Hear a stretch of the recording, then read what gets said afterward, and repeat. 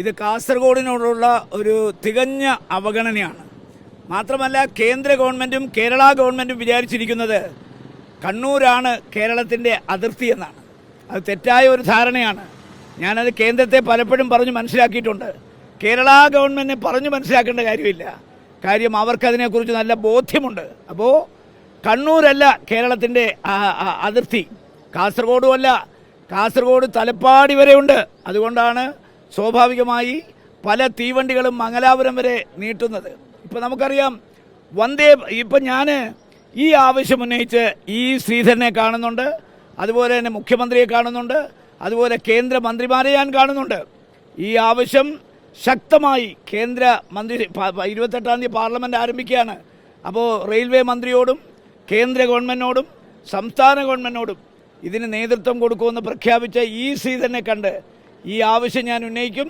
കാസർഗോട്ടെ ജനവികാരം അവരെ ബോധ്യപ്പെടുത്തും. അതുകൊണ്ട് ഈ പുതിയ റെയിൽവേ പാത കാസർഗോഡല്ല, കഴിയുമെങ്കിൽ മംഗലാപുരം വരെ നീട്ടണം. ഇപ്പോൾ ഇതിനകത്ത് പറയുന്നത് റവന്യൂ ഇൻകം കിട്ടത്തില്ലെന്നാണ് ഒരു കാരണം പറയുന്നത്. വന്ദേ ഭാരത് ആരംഭിക്കുമ്പോൾ കണ്ണൂർ വരെയാണ്, പിന്നെ ശക്തമായ സമ്മർദ്ദം ചെലുത്തിയിട്ടാണ് അത് മംഗലാപുരം നീട്ടിയത്. പിന്നെ ഒരെണ്ണം കാസർഗോട്ട് നീട്ടിയത് ഞാൻ മംഗലാപുരം വരെ ആക്കണമെന്ന് ആവശ്യപ്പെട്ടുകൊണ്ടിരിക്കുകയാണ്.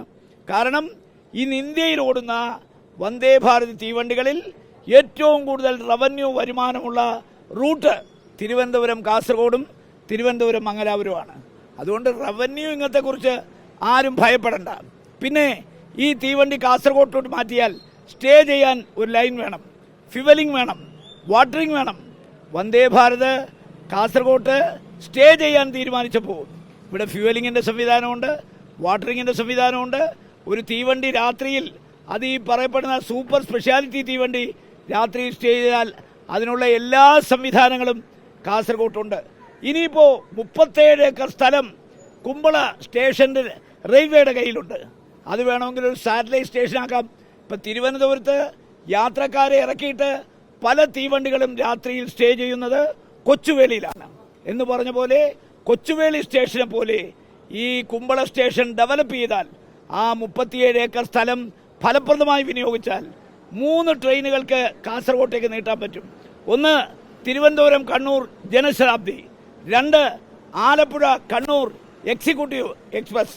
ഇത് രണ്ടും ഇവിടോട്ട് നീട്ടാം. രാത്രി സ്റ്റേ ചെയ്യണമെങ്കിൽ ഈ കുമ്പള സ്റ്റേഷൻ ഡെവലപ്പ് ചെയ്താൽ അവിടെ ഒരു സാറ്റലൈറ്റ് സ്റ്റേഷൻ ആക്കിയാൽ അവിടെ സ്റ്റേ ചെയ്യാൻ പറ്റും. അതുകൊണ്ട് നമ്മുടെ ആവശ്യം വളരെ ന്യായമാണ്. പ്രഭാകരൻ കമ്മീഷൻ പറഞ്ഞിട്ടുണ്ട് കേരളത്തിലെ 14 ജില്ലകളിൽ ഏറ്റവും പിന്നോക്കം നിൽക്കുന്ന ജില്ലയാണ് കാസർഗോഡ്. ആരോഗ്യ മേഖലയിൽ, വിദ്യാഭ്യാസ മേഖലയിൽ, യാത്രാ സൗകര്യത്തിൻ്റെ മേഖലയിലെല്ലാം. അതുകൊണ്ട് കേന്ദ്ര ഗവൺമെൻറ്, സംസ്ഥാന ഗവൺമെൻറ്, കേന്ദ്ര ഏജൻസി, സംസ്ഥാന ഏജൻസി, CSR ഫണ്ട് ഇതെല്ലാം വിനിയോഗിച്ചെങ്കിലേ കാസർഗോഡിനെ രക്ഷപ്പെടുത്താൻ പറ്റൂ. അതുകൊണ്ട് കാസർഗോഡ് രക്ഷപ്പെടണമെന്നുള്ള എൻ്റെ അദമ്യമായ ആഗ്രഹത്തിന് അവസാന ശ്വാസം വരെ ഞാൻ പോരാടും. പാർലമെൻറ്റ് സമ്മേളനത്തിൽ ഇതിനൊരു തീരുമാനമുണ്ടാക്കും. അലൈൻമെൻറ്റ് ആരംഭിക്കുന്നതിന് മുമ്പ്, അതുപോലെ തന്നെ DPR നിശ്ചയിക്കുന്നതിന് മുമ്പ് പാരിസ്ഥിതിക ആഘാത പഠനം നടത്തുന്നതോടൊപ്പം തന്നെ ജനപ്രതിനിധികളുടെ യോഗം വിളിച്ചുകൂട്ടി അവരുമായി ചർച്ച ചെയ്യണം. തിരുവനന്തപുരം തൊട്ട് കാസർഗോഡ് വരെയുള്ള എല്ലാ ജനപ്രതിനിധികളുടെയും യോഗം വിളിച്ചുകൂട്ടി അവരുടെ അഭിപ്രായം കൂടെ ആരായണം. അല്ലെങ്കിൽ റെയിലിനുണ്ടായ അനുഭവം ഈ അതിവേഗ പാതയ്ക്ക് ഉണ്ടാകും എന്ന് ഞാൻ അവരെ ഓർമ്മപ്പെടുത്താൻ ആഗ്രഹിക്കുന്നു. പരശുരാം എക്സ്പ്രസ് തിരുവനന്തപുരത്ത് നിന്ന് രാവിലെ യാത്ര ആരംഭിക്കുന്ന പരശുരാം എക്സ്പ്രസ് വൈകിട്ട് 1 മണിക്കൂറാണ് കോഴിക്കോട്ട് പിടിച്ചിട്ടിരിക്കുന്നത്. 1 മണിക്കൂർ അനാവശ്യമായി പിടിച്ചിട്ടിരിക്കുകയാണ്. 1 മണിക്കൂർ. ആ 1 മണിക്കൂർ കിടക്കുന്ന സമയം കൊണ്ട് ഈ നമ്മുടെ കാസർഗോഡ് ജില്ലയിൽ ഒരുപാട് സ്റ്റോപ്പുകൾ കൊടുക്കുക അവർക്ക്. എന്തിനാ അവിടെ പിടിച്ചിടേണ്ട കാര്യം? അപ്പോൾ അത് മാത്രമല്ല, പരശുരാം എക്സ്പ്രസിൻ്റെ തൊട്ടു പിറകിലാണ് ലോകമാന്യ തിലക് എക്സ്പ്രസ് വരുന്നത്. ഈ 2 തീവണ്ടി പോയി കഴിഞ്ഞാൽ പിന്നെ മലബാറിലേക്ക് ഒറ്റ തീവണ്ടിയില്ല. വന്ദേ ഭാരതാണുള്ളത്. വന്ദേ ഭാരത് വരുന്നത് എപ്പോഴാണെന്ന് നമുക്കറിയാം. അപ്പോൾ 6 മണി കഴിഞ്ഞാൽ കോഴിക്കോട്ടുനിന്ന് ഇങ്ങോട്ടൊരൊറ്റ തീവണ്ടി ഗതാഗതമില്ല. തിരിച്ച് ഇവിടുന്ന് രാത്രിയിലത്തെ ട്രെയിൻ പോയി കഴിഞ്ഞാൽ തിരുവനന്തപുരത്തേക്കും ഇല്ല. അതുകൊണ്ട് ഉത്തര മലബാറിലെ ജനങ്ങൾ യാത്രാ ദുരിതം അനുഭവിക്കാൻ തുടങ്ങിയിട്ട് ഒരുപാട് കാലമായി.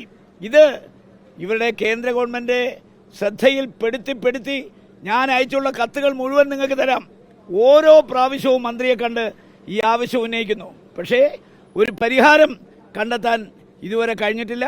പരിഹാരം ഉണ്ടാക്കണം. മാത്രമല്ല, കോവിഡിന് മുമ്പ് നിർത്തിവെച്ച ഒരു ട്രെയിനാണ് ബൈന്ദൂർ, അതുപോലെ തന്നെ ട്രെയിൻ അത് രാമേശ്വരം വരെ നീട്ടാമെന്ന് പറഞ്ഞിട്ട് ഇതുവരെ ആ തീവണ്ടി പുനരാരംഭിച്ചില്ല.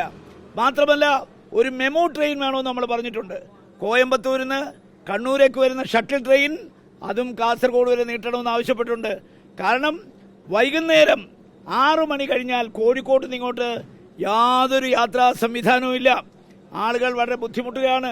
പിന്നെ വരുന്ന രാത്രി 11 മണിക്കും 12 മണിക്കും വരുന്ന ഈ കണ്ണൂർ വരെ വരുന്ന ആലപ്പുഴ കണ്ണൂർ എക്സ്പ്രസും തിരുവനന്തപുരം കണ്ണൂർ ജനശാബ്ദിയാണ്. അത് കണ്ണൂർ വരെ ഉള്ളൂ. അപ്പോൾ ഇങ്ങോട്ടുള്ള യാത്രക്കാരെ കഴിഞ്ഞ കുറേ കാലമായി അവഗണിക്കുകയാണ്.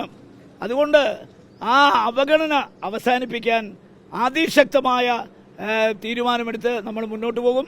എൻ്റെ ഒരു അഭ്യർത്ഥന, ഇക്കാര്യത്തിലെങ്കിലും കാസർഗോട്ടെ ജനപ്രതിനിധികളെല്ലാം ഒറ്റക്കെട്ടായി നിൽക്കണം. ഒറ്റയ്ക്കൊറ്റയ്ക്ക് തൻപിടി പിടിക്കാൻ പോകരുത്. എല്ലാവരും കൂടെ ഒറ്റക്കെട്ടായി നിൽക്കണം. ഇത് ഈ നാടിൻ്റെ ആവശ്യമാണ്. ഒരു വ്യക്തിയുടെയോ ഒരു MLA-യുടെയോ ഒരു MP-യുടെ ആവശ്യമില്ല, കാസർഗോഡിൻ്റെ ആവശ്യമാണ്.